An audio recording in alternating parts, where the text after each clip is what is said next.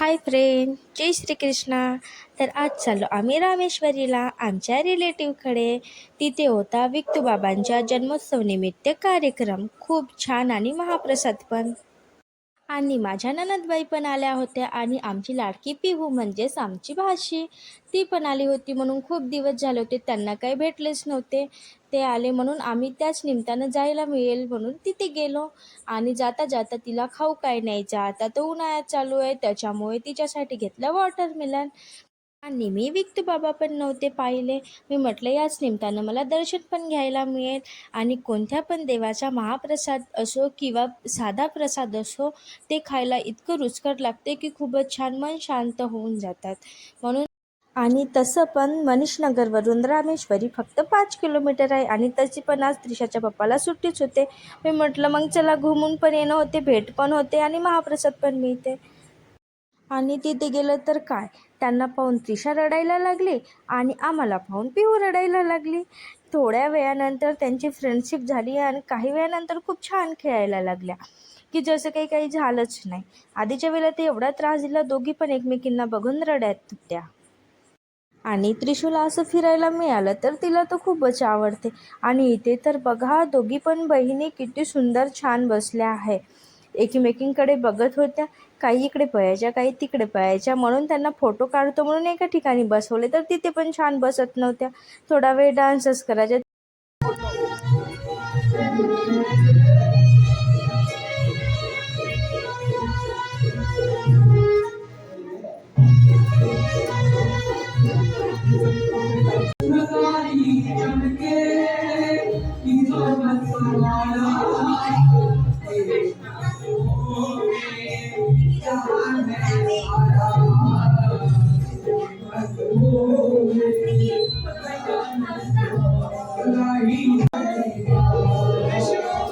कभी जिंदगी में नहीं बदलो, कभी जिंदगी में नहीं